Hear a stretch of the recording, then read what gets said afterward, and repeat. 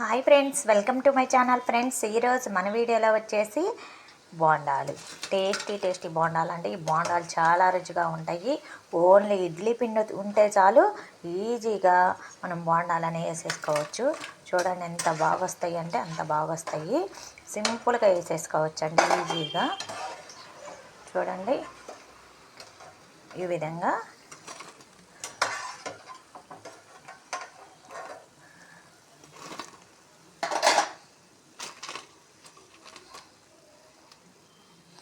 వేసుకొని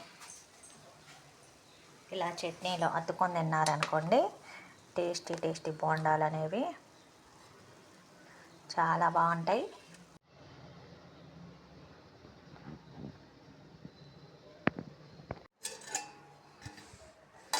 చూడండి, ఇక్కడ నేను ఇడ్లీ పిండితో చేస్తున్నాను. ఇడ్లీ పిండి చాలా బాగుంటాయండి బోండాలు, టేస్ట్ కూడా ఉంటాయి. ఇంకే పిండి యాడ్ చేయలేదండి, ఇడ్లీ పిండి మనం టైట్గా తీసి పెట్టుకున్నాము అనుకోండి, ఇలా బోండాలు వేసుకోవటానికి చాలా బాగుంటాయి. ఇలా పిండి వేసుకునేటప్పుడే మనం ముందు కొద్దిగా తీసి పెట్టుకుంటే ఈజీగా సింపుల్గా బోండాలు అనేవి వేసేసుకోవచ్చు. దీంట్లోకి కరివేపాకు,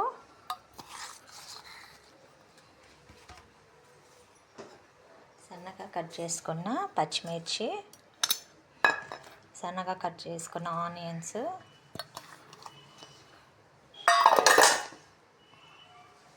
కొద్దిగా వంట సోడా, బోండాలు అనేవి బాగా పొంగటానికి,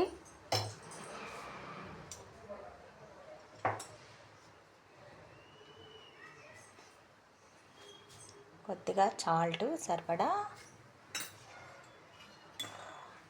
మొత్తం బాగా కలిపేసేసుకోవాలి. ఇంకేం పిండి అవసరం లేదండి. పిండి మనం కలుపుకునేటప్పుడే కొద్దిగా టైట్గా తీసి పెట్టుకోండి. బోండాలు అనేవి ఈజీగా వేసేసుకోవచ్చు.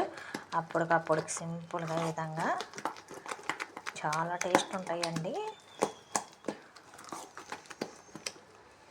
ఈ విధంగా కలుపుకున్న తర్వాత ఇంకా పిండి అనేది ఈ టైట్గా ఉండాలి, మాదిరిగా, లేకపోతే ఆయిల్ అనేది పీల్చేస్తుంది.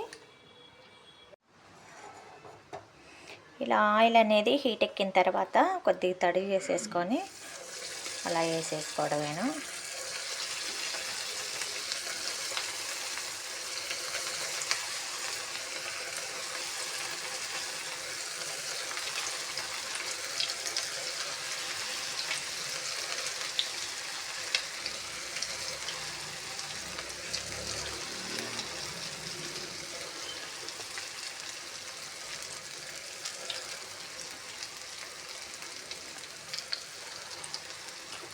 లేకపోతే బండి వేసుకెళ్ళరాదా?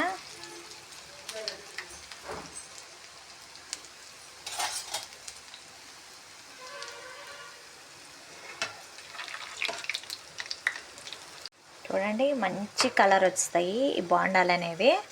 ఈ విధంగా వచ్చిన తర్వాత ఒక పేపర్ నాప్కిన్ మీద కానీ వడిసిబ్లో కానీ తీసి వేసుకున్నారనుకోండి, చాలా టేస్ట్ ఉంటాయి, చాలా రుచిగా కూడా ఉంటాయి. సింపుల్ వేలో చేసేసుకోవచ్చు అండి ఈ విధంగా బోండాలు అనేవి. చూడండి ఎంత బాగా వచ్చినాయో. ఇదే మాదిరిగా మొత్తం అయితే వేసేసుకోవాలి.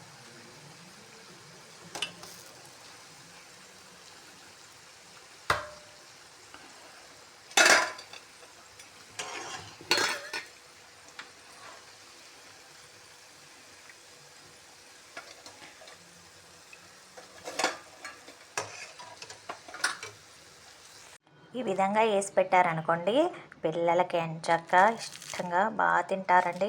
చూడండి లోపల ఎంత బాగా గుల్లగా పిండి అనేది ఉడికి అంత బాగుంటాయి టేస్టీగా.